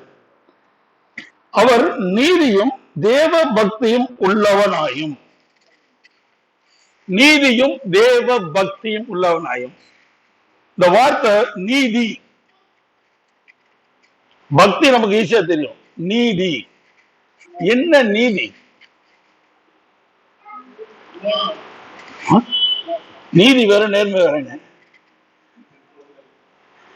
நீதி அப்படின்னு பாத்தீங்கன்னா, சிம்பிளா உங்களுக்கு எக்ஸ்பிளைன் பண்ணலாம்னா, இப்போ வந்து நீங்க பைக் எடுத்துக்கிட்டு நீங்க மடகாம மப்சா போறீங்க. அப்போ வந்து கவர்மெண்ட் சில ரூல்ஸ் அண்ட் ரெகுலேஷன்ஸ் கொடுத்துருக்காங்க. நீங்க பைக்ல உட்கார்ந்த உடனே ஹெல்மெட் போடணும், இந்த இப்ப இருக்கிறதுக்காக நீங்க மாஸ்க் போடணும். இதை போட்டு நீங்க போனீங்கன்னா போலீஸ்கார் வந்து நிறுத்த மாட்டாங்க, நீங்க போயிட்டே இருக்கலாம். அதே மாதிரி நீங்க லெஃப்ட்ல சைட்ல தான் போகணும், அந்த டாட் லைன் இருந்தா மட்டும்தான் ஓவர்டேக் பண்ணணும், ஸ்ட்ரெயிட் லைன் இருந்தா ஓவர்டேக் பண்ணக்கூடாது, இந்த இதுல இந்த ஸ்பீட்ல தான் போகணும். இதுதான் நீதி. அந்த மனிதர் நீதியா, அப்ப ஆண்டவருக்குள் நீதியாய் அப்படி எப்படி இருந்தார் பாத்தீங்கன்னா, அந்த வசனத்தையும் ஆண்டவர் நமக்கு கொடுத்த கட்டளைகளையும் அவர் பின்பற்றி, எப்படியோ நான் கிறிஸ்தவனாவான அது நீதியில வரவே வராது. என்ன இப்படித்தான் இருக்குன்னா இப்படித்தான் இருப்பேன், இதுல எந்த மாற்றமும் இருக்கவே முடியாது. இந்த எனக்குன்னு சில இன்ஸ்ட்ரக்ஷன் கொடுத்துருக்காங்க, இந்த இன்ஸ்ட்ரக்ஷன் படி மட்டும்தான் நடப்பேன். அப்படி இல்லைன்னா அது என்ன ஆகும்? சரிங்க, நீதிப்படி நடக்கிறது என்ன ஆகும்? 1 யோவான்ல சொல்லியிருப்பாரு, அநீதி எல்லாமே பாவம் தானே. இந்த பாவத்துக்கு டெஸ்டினேஷன் உங்களுக்கு தேவையில்லை. நீங்க எப்ப பைபிள் வசனத்திலிருந்து வெளியே வந்துட்டீங்கன்னா அது பாவம். அப்போ இவங்க மனுஷன் இதுல என்னன்னு பாத்தீங்கன்னா, எப்படி ஆண்டவரை தொழுது கொள்ளணும் அது பைபிள்ல இருந்து படிச்சு அப்படித்தான் செய்யணும். ஒரு உபவாசம் இருக்கணுமா, எப்படி இப்படித்தான் இருக்கணும். உபவாசம் இருப்பான என்ன வேணாலும் பண்ணுவாங்க, அது கிடையாது. அதுதான் நீதி. தேவனுடைய நீதி அப்படின்னா இப்படித்தான் இருக்க முடியுமே தவிர இதுக்கு மீறி போனா நான் பாவத்துக்குள்ள போயிட்டேன். அந்த மாதிரி ஒரு அவ்வளவு வயசான காலத்திலையும் அவர் அவ்வளோ நேர்மையாக சரியாய் என்ன ஆண்டவர் சொன்னாங்களோ, இன்னும் சிம்பிளா சொன்னா தேவனுடைய சித்தத்தை மாத்திரமே அறிந்து என்னுடைய வாழ்க்கையிலே தேவன் எனக்கு கொடுத்த சித்தம் என்ன, நான் என்ன செஞ்சா அவர் சந்தோஷப்படுவாரு. அதனாலதான் ஆண்டவர் சொல்றப்ப நீங்களே தேவனுடைய ஆலயமா இருக்கிறீர்கள். அப்போ இந்த ஆலயத்தில ஆண்டவர் வந்து தங்கணும்னா சில நிறைய வழிமுறைகளும் இருக்கு, சில சில நியமங்கள் சொல்லுவாங்க. நம்ம நார்மலா பேங்க்ல போனீங்கன்னா நியமம் அப்படின்னு சொல்லுவாங்க, ஹிந்தியில சொல்றப்ப நியமம்னு சொல்லுவாங்க. இந்த காரியங்களை இது பண்ண ஆண்டவர் உங்களுக்குள்ள இருக்கணும்னா சில காரியங்கள் இருக்கு. அப்ப எப்ப உங்களுக்கு ஆண்டவர், அப்போ நீங்க தான் ஆண்டவரோட ஆலயம் அப்படின்னா ஆண்டவர் உங்களோட இருக்காருன்னா, நீங்க நடக்கிறப்ப ஆண்டவர் உங்களோட நடக்கிறாரு. நீங்க கை நீட்டீங்கன்னா ஆண்டவர் உங்களோட சேர்ந்து கை நீட்டு. நீங்க ஜெபிக்கிறீங்கன்னா ஆண்டவர் ஜெபிக்கிறார். நீங்க தூங்குறப்ப கூட அவர் உங்களுக்காக ஜெபம் பண்றாரு. இதுதான் அதோட நியமம். அப்படின்னா இந்த நீதி அப்படின்னா நான் ஆலயங்க, எனக்குள்ள ஆண்டவர் இருக்காரு, நான் நடந்தா அவர் கூட இருக்காரு. அப்போ நம்ம எந்த ஸ்டாண்டர்டை நம்மளை மெயின்டைன் பண்ணும், இதுதான் நீதி. தேவபக்தி எல்லாருக்கும் தெரிஞ்சது. தேவபக்தினா பக்தியா இருக்கான், அதுலயே சில விஷயம் இருக்கு. சுத்தமான தேவபக்தின்னு ஒரு விஷயம் இருக்கு. பக்தியில ரெண்டு விதம், ஒண்ணு சுத்தமான பக்தி, இன்னொன்னு அத நீங்க பாத்தீங்கன்னா யாக்கோபு 1ஆம் அதிகாரம் கடைசி வசனம் 1ஆம் அதிகாரம் 27ஆம் வசனம், திக்கற்ற பிள்ளைகளும் விதவைகளும் படுகிற உபத்திரவத்திலே அவர்களை விசாரிக்கிறதும் உலகத்தால் கரைப்படாத படிக்கு தன்னை காத்துக் கொள்கிறதுமே பிதாவாகிய தேவனுக்கு முன்பாக மாசில்லாத சுத்தமான பக்தியா இருக்கிறது. இப்ப அந்த நீதியில இந்த இடத்துல அந்த நீதியில போட்டு பாருங்க, நீதின்ற இடத்துல போட்ட இடத்துல இந்த வசனத்தை போட்டு படிச்சு பாருங்க, உங்களுக்கு கிளீனா புரியும். சுத்தமான பக்தி இது இப்படிதான் இருக்கணும். இப்படி இருந்தா மட்டும்தான் தேவனுக்கு முன்பாக இருக்க சுத்தமான பக்தி. அப்பேற்பட்ட மனிதர் அவரை வந்து யார் வழி நடத்திட்டு இருக்காங்க, அடுத்த வசனத்துல பாக்குறோம். அவன் மேல் பரிசுத்த ஆவி இருந்தார், கர்த்தருடைய கிறிஸ்துவை நீ காணும் முன்னே மரணம் அடைய மாட்டாய் என்று பரிசுத்த ஆவியினாலே அவனுக்கு அறிவிக்கப்பட்டிருந்தது. அவன் ஆவியின் ஏவுதலினாலே தேவாலயத்துக்கு வந்திருந்தான். அதாவது பரிசுத்தாவினால் நிரப்பப்பட்ட மனிதர், பரிசுத்தாவினால் வழிநடத்தப்படுகிற மனுஷர். அப்ப அவரோட வாழ்க்கை எப்படி இருக்கும்? தேவன் அவருக்கு ஒரு வாக்குத்தத்தம் கொடுக்கிறாரு, நீ இயேசு கிறிஸ்துவை காணாமல் நீ சாக மாட்டாய். அப்ப அவர் எந்த அளவுக்கு தேவனை நான் பார்க்கணும், அதுக்கு பின்னாடி பாத்தீங்கன்னா அழகா அவர் ஏன் அதுக்கு ஆசைப்பட்டாருங்க அடுத்த வசனங்கள் வரும். அவர் ஏன் அந்த மாதிரி ஒரு அவர் கொடுத்தாரு? இயேசு என்னும் பிள்ளைக்காக நியாயப்பிரமாணப்படிபடி செய்வதற்காக தாத்தன்யமாக கொண்டு வந்தார்கள். கீழே பாருங்க, ஆண்டவரே உமது வார்த்தையின்படி உமது அடியனை இப்போது சமாதானத்தில் போக பண்ணீர், புறஜாதிகளுக்கு பிரகாசிக்கிற ஒளியாகவும் உம்முடைய ஜனமாகிய இயேசு கிறிஸ்து மகிமைக்காகவும். இதுக்கு முன்னாடி பாத்தீங்கன்னா 25ஆம் வசனத்துல இஸ்ரவேலின் ஆறுதலுக்காக காத்திருக்கிறாக இருந்தான். ஆறுதல் அப்படின்னு பாத்தீங்கன்னா பயங்கர கஷ்டத்துல இருக்கவங்களுக்கு கூப்பிட்டு ஒரு 10 நிமிஷம் உட்கார வச்சு, என்ன பிரச்சனை உங்களுக்கு எல்லாத்தையும் கேட்டு அவங்களுக்கு கொஞ்சம் கொஞ்சம் உற்சாகப்படுத்தி இந்த ப்ராப்ளம் இதெல்லாம் ஈஸியா சால்வ் பண்ணிடலாங்க, இதுக்கு இப்படி ஐடியாங்க சொல்லி அவங்களுக்கு நம்மளால முடிஞ்ச சில ஆலோசனைகளை சொல்லி அவங்களுக்காக கொஞ்சம் உதவி செய்யும்போது அதுதான் ஆறுதல். இப்ப உலகம் சுத்தமா யாருமே காப்பாற்ற முடியாத நிலைமையில போறதுப்ப இந்த சிமியோன் ஆண்டவர் ஜெபம் பண்றார், ஆண்டவரே ஆறுதல் இந்த இஸ்ரேலுக்கும் உலகத்துக்கும் வரணும் என்று ஜெபம் பண்ணார். அதனால பரிசுத்த ஆவியானவர் ஒரு வாக்குத்தத்தம் கொடுத்தார், அந்த ஆறுதல் நீ பார்க்காம நீ வரமாட்டேன்ட்ட. இந்த பரிசுத்த ஆவியை பத்தி மூணு விதமா பிரிச்சிருக்காங்க. அவர் மேல ஆவி இருந்தார், அவரோட அவரோட ஆவியானவர் கூட இருந்தார், அவர் ஏவுனாலே வந்தார், பரிசுத்த ஆவியினால அவனுக்கு அறிவிக்கப்பட்டிருந்தது. இப்போ பரிசுத்த ஆவி அப்படின்னு நம்ம பார்த்தோம்னா உடனே பரிசுத்த ஆவி என்ன அப்படின்னு உங்களுக்கு தெரிஞ்சிச்சுன்னா தான் உங்களுக்கு இன்னும் கொஞ்சம் டீட்டெயில பரிசுத்த ஆவியானவர் யார், அவருடைய வேலை என்ன, அவர் எதுக்கு எனக்கு எனக்குள்ள இருக்கணும், எதுக்கு பரிசுத்த அபிஷேகம் எனக்கு வேணும், அந்த அபிஷேகம் வந்தால் நான் என்னென்ன காரியம் பண்ணுவேன், என்னென்ன காரியம் என்னால பண்ண முடியும் அப்படின்னு நமக்கு தெரிஞ்ச மட்டும் பரிசுத்த பத்தியே நம்ம தேட ஆரம்பிப்போம். ஏசாயா 11 அதிகாரம் 2 வசனம். Isaiah chapter 11 verse 2.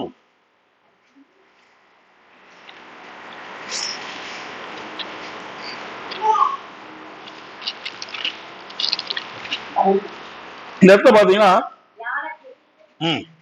ஞானத்தையும் உணர்வையும் அருளும் ஆவியும், ஆலோசனையும் பலனையும் அருளும் ஆவியும், அறிவையும் கர்த்தருக்கு பயப்படுகிற பயத்தையும் அருளும் ஆவியுமாகிய கர்த்தருடைய ஆவியானவர் அவர் மேல் தங்கியிருப்பார். இது இயேசு கிறிஸ்துவின் மேல் இருந்த பரிசுத்தஆவியானவரை குறித்து ஏசாயா தீர்க்கதரிசி தீர்க்க தரிசனமாய் சொன்னது. அப்போ நம்ம ஆண்டவராய் இயேசு கிறிஸ்துவின் அந்த 4 காஸ்பல் நம்ம படிக்கிறப்ப, சுவிசேஷத்தை மார்க், மத்தேயு, மார்க், லூக்கா படிக்கிறப்ப ஆண்டவரோட பல காரியங்கள் புரியும் நமக்கு.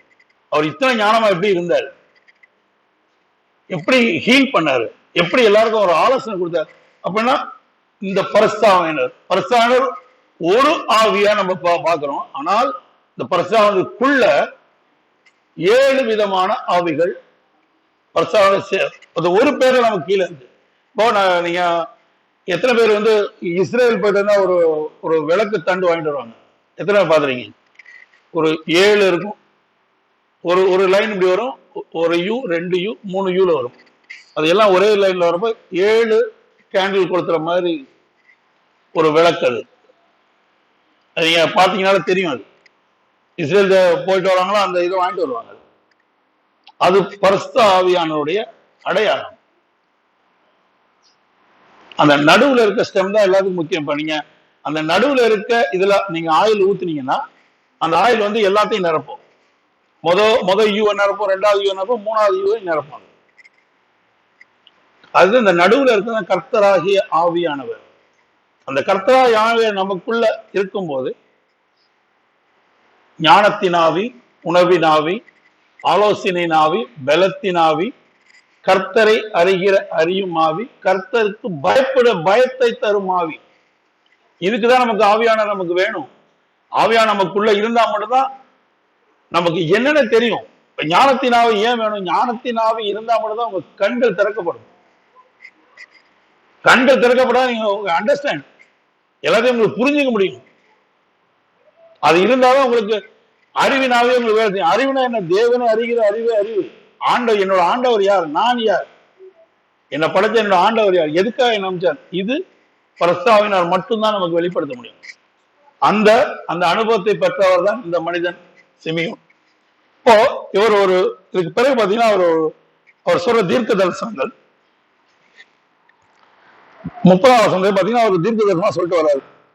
இயேசு கிறிஸ்து எதற்காக வந்தார், அவருடைய வேலை இந்த உலகத்திலே என்ன என்பதை ஒவ்வொரு லைன்லையும் ரொம்ப தெளிவா சொல்லிட்டு வருவார்.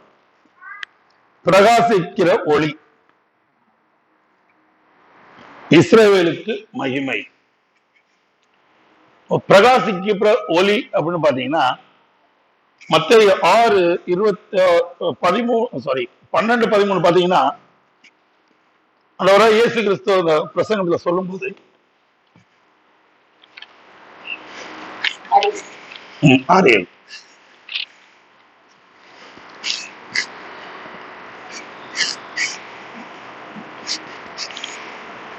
6:22-23 சாரி. கண்ணானது ப்ளீஸ். கண்ணானது சரீரத்தின் விளக்காய் இருக்கிறது. உன் கண் தெளிவாய் இருந்தால் உன் சரீரம் முழுவதும் வெளிச்சமாய் இருக்கும். உன் கண் கெட்டதாய் இருந்தால் உன் சரீரம் முழுவதும் இருளாய் இருக்கும். எப்படி முன்னில் உள்ள வெளிச்சம் இருளாய் இருந்தால் அவ்விரல் எவ்வளவு அதிகமாய் இருக்கும். இந்த வெளிச்சம் நமக்குள்ள வரணுங்கிறதுக்காக ஆண்டவர் இந்த கண் மூலமாக இந்த வெளிச்சம், இந்த கண் திறக்கப்பட்டா மட்டும்தான் உங்க மனசுல இருக்க அந்த இருள் விலகி ஆண்டவரை பத்தின அறிவு உங்களுக்கு வரும். இப்ப நாமளாவே நமக்கு எந்த காரியத்தை பார்த்தோன்னா உடனே ஒரு ஜட்ஜ்மெண்ட் கொடுப்போம். ஒரு நான் பார்த்தேன், அவன் சரியில்லை, அவன் அப்படி, யாரை பார்த்தாலும் உடனேக்கு உடனே ஒரு கமெண்ட், உடனேக்கு உடனே ஒரு ஜட்ஜ்மெண்ட். இவன் உருப்படவே மாட்டான், ஐயோ அவனுக்கு தெரியாது, அவன் அப்படி பண்ணான் இப்படி பண்ணான். இதே தான் நமக்கு. எங்க ஆரம்பிக்குது? பார்க்கணும். அந்த பார்வையை நம்ம உடனே ஜட்ஜ்மெண்ட் கொடுக்கணும். அப்போ அந்த கண் நீங்க ஒரு ராங்கா ஒருத்தரை பாக்குறப்ப எல்லாமே ராங்கா தான் தெரியும். அதான் ஆண்டவர், உன் கண்ணே இருளாயிடுச்சுன்னா உன் சரீரத்துல எங்க லைட் இருக்கும்? உனக்கு எந்த காரியம் பண்ணாலும் தப்பா தான் போகும். ஏன்னா நீ பார்க்கிற பார்வை தப்பு. சொல்ற பரிசுத்தாவின் அபிஷேகத்துல என்னன்னு பாத்தீங்கன்னா, பரிசுத்தாவின் உங்களுக்குள் இருக்கார் அப்படிங்கிற நீங்க தெரிஞ்சுக்கலாம்னா, உங்களுக்கு ஆப்போசிட்ல இருக்கவங்களை பாத்தீங்கன்னா உங்களுக்கு கோபமோ அவங்கள பத்தி ஒரு தப்பான அபிப்பிராயம் வராது. ஏன்னா நீங்க இப்ப யாரோட இமேஜ்ல இருக்கீங்க, யாரோட, அதாவது என்ன இமேஜ், யாரோட தோற்றம் உங்களுக்கு, உங்க சரீரம் எல்லாம் இருந்தா யாரோட இதுல வந்தீங்க நீங்க? Whose image? God's image. Okay. We are in God's image. Okay. நம்ம ஆண்டவரோட தோற்றமா இருக்கும். அப்போ 8th இருக்காங்க அவங்க அவங்க வேற இருப்பாங்களா? இல்ல, அவங்களும் ஆண்டவரோட தோற்றத்துல இருக்காங்க. அப்போ நீங்க ஒரு மனுஷனை பத்தி நீங்க தப்பா பேசுறப்ப ஆண்டவரை பத்தி தப்பா பேசுறீங்க. இதுதான் கண்ணிலே நம்ம பண்ண பெரிய தப்பே. நான் ஆண்டவருடைய இமேஜா இருக்கேன் அப்படின்னா எனக்கு 8th இருக்காங்க, அவங்களும் ஆண்டவருடைய இமேஜ்ல இருக்காங்க. அப்ப நான் பேசுறப்ப அவங்கள பேசல, அவங்களுக்குள் இருக்க ஆண்டவரை தான் நான் தப்பா பேசுறேன். அப்ப நமக்கு கண், அந்த வெளிச்சம் நமக்கு எத்தனை முக்கியங்கிறது அந்த ஒரு சிமியோன் தாத்தா அழகா நமக்கு இந்த இதுல சொல்றாங்க. அதுக்கு 2வது ரட்சிப்பு. 32வது வசனம், உங்களுடைய ரட்சணத்தை என் கண்கள் கண்டது. ஒரு ஆண்டவராக இயேசு கிறிஸ்துவ நான் பார்த்துட்டேன் அப்படிங்கிறது. அதாவது உலக தோற்றத்துக்கு முன்பாகவே உலகம் இப்படி எல்லாம் மாறும். அப்ப மாறப்ப எந்த ஹோப்புமே இருக்காது, எந்த ஒரு எதிர்பார்ப்புமே இருக்காது. உலகத்துல இருந்து இந்த பாவத்தை எடுக்கவே முடியாதுன்னு ஒரு சூழ்நிலை வரும். அப்ப பிதாவாகிய தேவன் ஆண்டவர் இயேசு கிறிஸ்து அனுப்புவார் அப்படின்னு அதைத்தான் அவர் சொல்றார். நிச்சயமா ஆண்டவர் இயேசு கிறிஸ்து நான் பார்த்துட்டேன், இனி இந்த உலகத்துக்கு ரட்சிப்பு வரும். இந்த ரட்சிப்பு அப்படின்னு பாத்தீங்கன்னா அதே சைட்ல பாத்தீங்கன்னா லூக்கா 1ஆம் அதிகாரம் 77 பாருங்க. நமது தேவனுடைய உருக்கமான இரக்கங்களாலே அவருடைய ஜனத்துக்கு பாவ மன்னிப்பாகிய ரட்சிப்பை வெளிப்படுத்தவும் தெரியப்படுத்தவும்.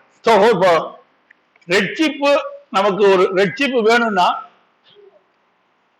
நம்ம எவ்வளவுத்தோட நம்ம பாவங்களை அறிக்கையிடுறோமோ, எவ்வளவு நம்ம அறிக்கையிட்டு நம்ம இது ஆண்டவர்கிட்ட அறிக்கையிடுறப்ப நம்ம பாவங்கள் மன்னிக்கப்பட்டு நம்ம நீதிமானாக ஆக்க முடியும். அதுக்கு சொல்றாங்க, பாவ மன்னிப்பு பரிசுத்தமாக்கும். அதுக்கு பிறகு நீங்க சுத்திகரிப்புக்கு போகணும், உங்களை நீங்களே சுத்திகரிக்கணும். சுத்திகரிக்கணும் பாவ மன்னிப்பு, அவ்வளவுதான். ஆண்டவரை இதெல்லாம் எடுத்துருங்க, என்னோட பாவத்தெல்லாம் மன்னிச்சிருங்க, மன்னிச்சுட்டு என்ன சுத்திகரி ஆண்டவரை. இனி நான் பாவம் செய்யக்கூடாது, இனி நான் பாவத்தை பத்தி சிந்திக்க கூடாது, பாவத்தை நான் பார்க்க கூடாது.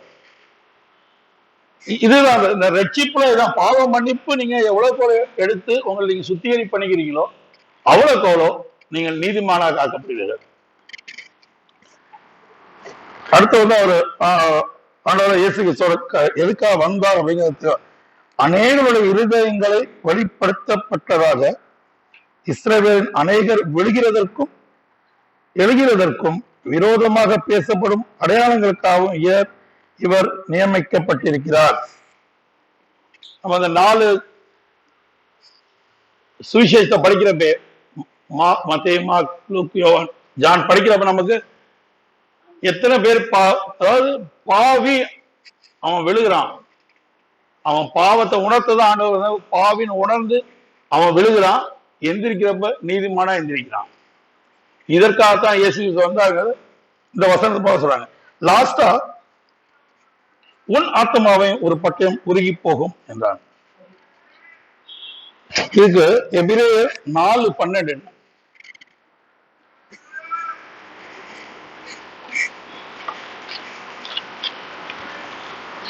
இங்க ஆண்டவர் ஒரு பட்டயத்தை குறித்து பவுல் சொல்றாரு. எபிரேயர் 4:12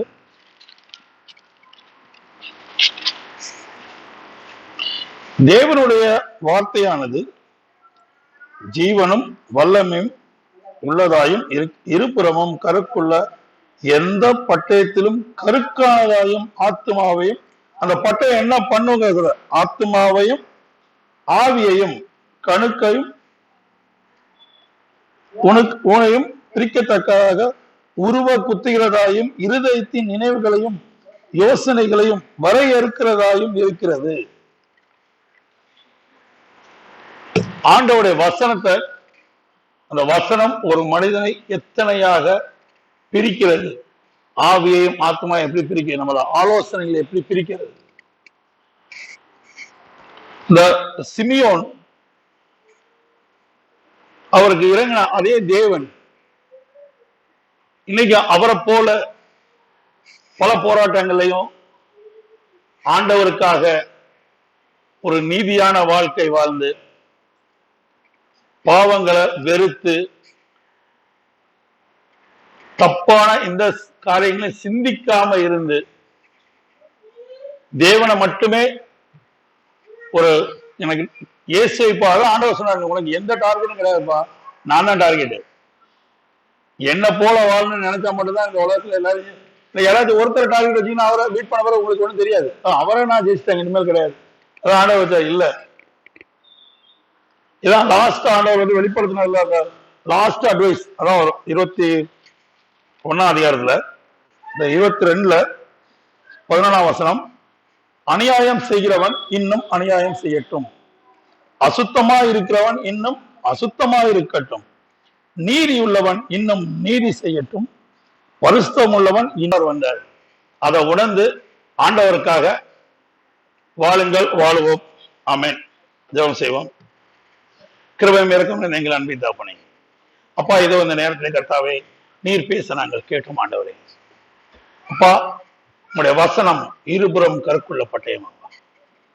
அப்பா அந்த வசனத்தை நாங்கள் சரியாய் புரிந்து கொண்டு நாங்கள் இந்த உலகத்திலே வாழுகிற வாழ்க்கையிலே நாங்கள் உண்மை வெளிப்படுத்த எங்களுக்காக வாழாமல் ஆண்டவரே, யோவான் சொன்னது போல் கர்த்தாவே நான் சிறுகணும் அவர் பெருகணும். ஆண்டவர் ஆமாப்பா, எங்கள் வாழ்க்கையிலே நாங்கள் சிறுகணும், உங்களுடைய நாமம் பெருகணும். ஆண்டவர் எங்களை காண்கிறவர் எங்களில் உண்மை காண அப்பா எங்களை நீர் பரிசுத்தாவின் மூலமாக வழிநடத்த வேண்டுமா இந்த நேரத்திலே வேண்டி விரும்பி கேட்கிறோம். கர்த்தாவே எல்லாவற்றையும் பார்க்க பிடிக்கிறோம். ஜபத்தை கேட்கிற தேவனே, இந்த நேரத்தில் எங்கள் ஜபத்தை கேட்டதை எல்லாம் தந்ததற்காக நன்றி. துதிகன மகிமையினை செய்ய நாம் ஜெபங்களும் பலப்பிதாவே. ஆமென். இந்த நாளிலே நம்முடைய மத்தியில வந்து நமக்கு செய்து கொடுத்த மிஸ்டர் விமலன் அவர்களுக்கு நான் இயேசுவின் நாமத்தினாலே நான் நன்றி செலுத்துகிறேன். அவரிடத்தில் சொன்னபோது சந்தோஷமாக ஏற்றுக்கொண்டு இந்த நாளில வந்து செய்து கொடுக்கிறேன் சொன்னார்கள். நன்றி செலுத்துகிறேன். இப்பொழுது நாம் யாவரும் எழுந்து நின்று கீர்த்தனையில 33வது கீர்த்தனை பாடுகிறோம். ஆவும் அம்பர உம்பர உன் புகழும் திரு என்ற பாடல். மிஸ்டர் சுதாகர் இருக்கிறாங்களா? இல்ல. விஸ்வநாத் காணிக்கை எடுக்க முடியுமா? மிஸ்டர் விஸ்வநாத் அவர்கள் காணிக்கை எடுப்பார். Amen.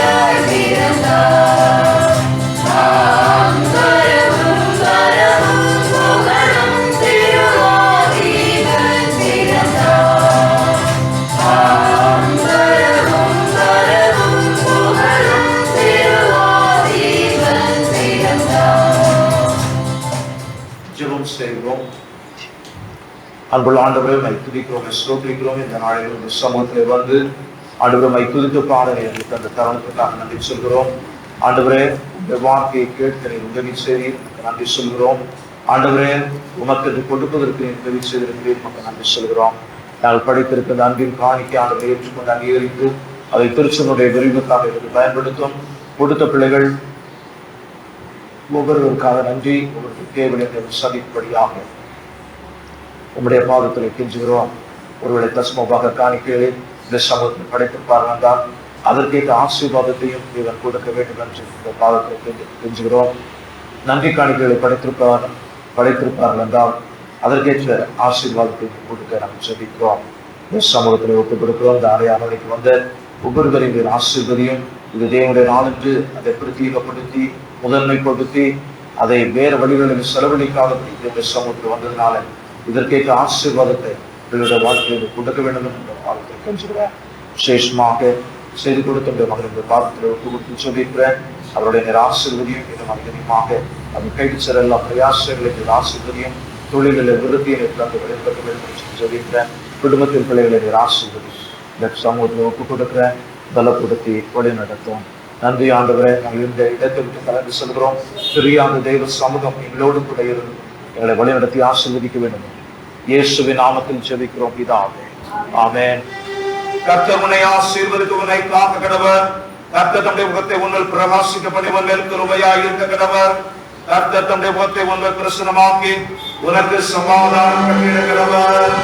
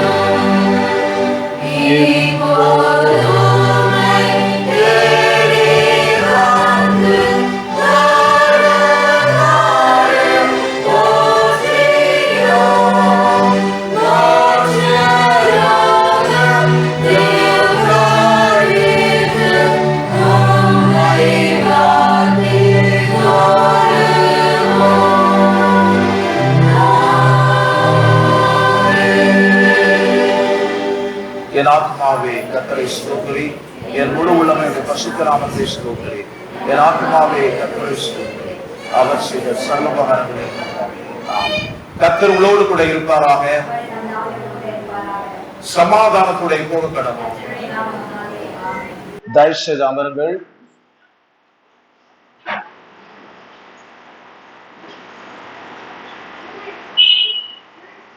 எல்லாருக்கும் தோத்திரம்.